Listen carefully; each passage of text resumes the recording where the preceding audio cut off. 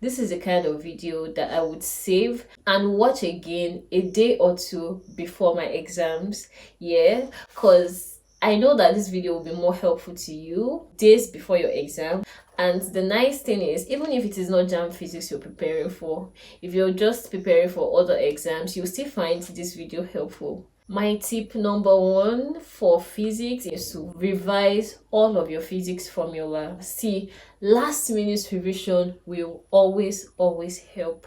And if you're revising for physics, it's just to make sure that your knowledge of the formula is sound, like you're not confused, like you know what formula is used for what questions, that kind of thing. If you've watched my video on even if you hate physics, then you know that the number one tip I think that I said in that video is to write all your formula together on the same page. Or if you have a textbook that is summarized, like they already have a collection of the formula for you, you can flip through, go through those formula again, make sure that you still remember how they are used. Then if you have time, you can solve like a year of past questions just to condition your mind again to reason the way that you're supposed to reason when you're in the exam hall. Another thing to do is, once you have entered the exam hall and you've been given your blank sheet for calculations, for rough calculations, write out anything that is confusing that is in your head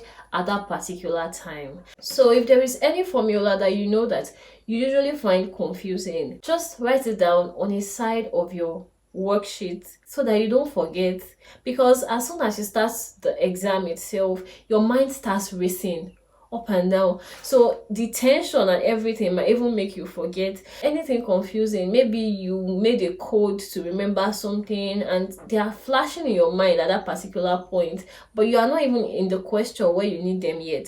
To not forget, write it down on the side of your worksheet, and this goes for literally all subjects, right? If you know that it is usually confusing for you, but at that particular time you are remembering it, even if you are not using it yet, just write it down on the side of your worksheet so that you won't forget. Another thing that helps with physics is to write out your data. See, if you know me at all, you know that when I see physics question, the first thing I do is to bring out every parameter, every detail, every information in that question. I bring it out and summarize it, like, okay, length is equal to, breadth is equal to, what was I asked to look for? Then I write it out too, so that it is all clear in my head. I'm sure that I'm not missing out any values inside the question. I'm sure that I understand the question. And from seeing the data, it might trigger the remembrance. You might immediately remember, oh, these are the kind of questions that use this kind of data. And it works for chemistry, it works for physics. Write out your data first. Know what you have in the questions and what you're being asked to look for. Another thing is, if there is any question that you're not getting immediately, leave them, go and answer the other questions first, then come back to it. The thing is, there might be clues in the other questions that will help you remember how to solve that question. By the time you go and solve and come back, you might have remembered what you forgot before, and you can come back to check it later. Another thing is to pay attention to your units. The units of the answers in that question can actually give you an idea of how to solve that question, right? If you're seeing meters squared, for instance, you know that some multiplication took place somewhere. If you're seeing just meter, you know, okay, probably it was addition, subtraction that happened, or probably some of the units cancelled out. It just gives you an idea of what exactly happened.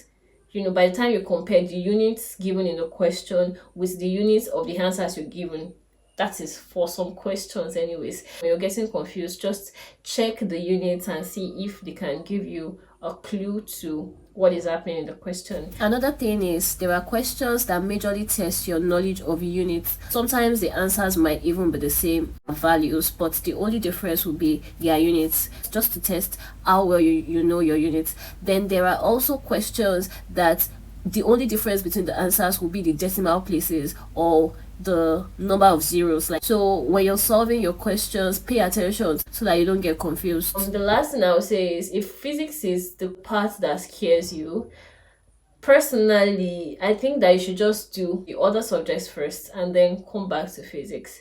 come back to the subjects that scare you. Do the subjects that are simple, that you find easy first, then come back to the subjects that scare you, because at the end of the day, I think each question is the same mark, right? And if you spend too much time on questions that you don't really know, and then you don't have enough time to solve the questions that you actually know, it will affect you. Then once you jump on questions that are hard in the beginning, there's a way that it confuses you. You start getting scared. You start losing your confidence, because you're saying question number 1, you can't solve. You're saying question number 2, you can't solve. So that fear starts rising, like, do I even know what I'm doing, right? And it can make you disoriented. It can affect the whole exam for you. So it's better to just go to the things that you find easy, right? And then, if you're able to solve those easy things, it has a way of, making you happy and putting you in the right frame of mind to keep solving questions. So don't scare yourself away by attacking what you don't really know, right? Do the things that you know first and go to the hard ones, right? Go to the ones that stress you more.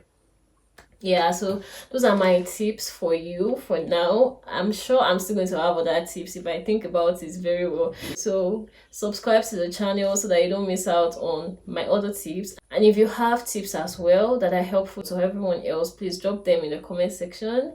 Subscribe, like, and share. I'll see you in my next video. Bye.